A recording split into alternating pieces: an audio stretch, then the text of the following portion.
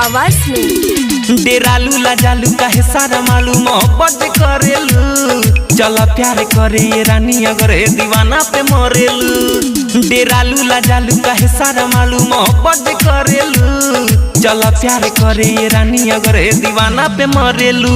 एगो हम एगो तू, you love me I love you. एगो हम एगो तू, you love me I love you. डेरालू लाजालू काहे सारा मालूम मोहब्बत करेलू, चलो प्यार करे ये रानी अगर है दीवाना पे मरेलू।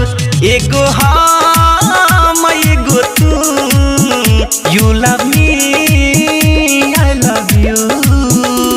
डीजे विकास रीगा सीतामढ़ी। हऊ तू दीवानी सुना मोरा रानी, हई हम दीवाना हो। बानी हम राजी तुहू बाड़ू राजी, करी का जमाना हो। तू ही दिल तू ही जान तू ही मोर अरमान। मरी हम तो बेरानी हमर तू हमरा पे मरेलू। जमाना के छोड़ बहाना तू छोड़ चले करहू तू।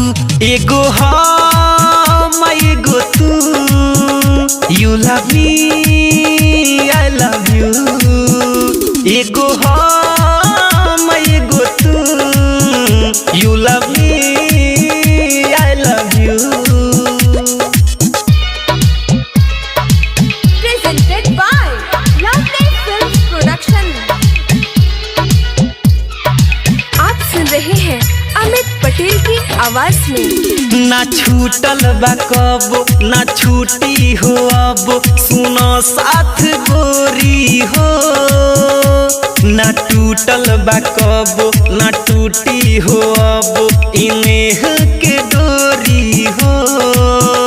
ऐसा नम बाकसम छोड़ब ना मरते दम। डेरालू लाजालू काहे सारा मालूम मोहब्बत करेलू, चलो प्यार करे रानी अगर है दीवाना पे मरेलू। एगो हम एगो तू, you love me I love you. एगो हम